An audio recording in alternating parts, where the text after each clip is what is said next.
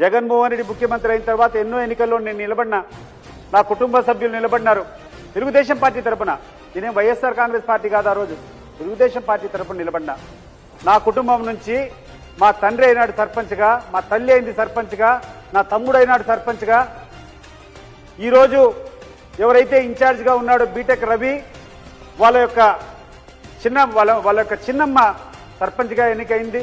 వాళ్ళ యొక్క తమ్ముడు భరత్ రెడ్డి సర్పంచ్ అయినాడు. ఈరోజు యాక్టివ్గా తెలుగుదేశం పార్టీలో ఉన్నటువంటి పేర్ల పార్సాద్ రెడ్డి వాళ్ళ తల్లి సర్పంచ్గా గెలిచింది. మరి నేను అడుగుతున్నాను, ఇంతమంది మేము తెలుగుదేశం పార్టీ తరఫున అక్కడ జరిగినటువంటి ఎన్నికల్లో మేము గెలవగలిగినామంటే, స్వేచ్ఛాయుత వాతావరణంలో జరగకుండా ఉంటే మేము గెలిచేదానికి అవకాశం ఉందా? మీరు కొన్ని పత్రికల్లో రాస్తున్నారు తప్పుడు కథనాలు.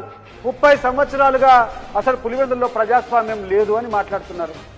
ఈ రాతలు రాసినటువంటి పత్రికలకు ఈ యొక్క వార్తలు ప్రసారం చేసేటువంటి ఛానల్స్ నేను అడుగుతున్నాను, ఒకవేళ 30 సంవత్సరాల నుంచి పులివెందుల్లో పూర్తి అక్రమాలుంటే మేమందరం గెలిచినటువంటి వార్త వాస్తవమా? ఇది ఒకసారి మీరందరూ కూడా ఆలోచన చేయాలి.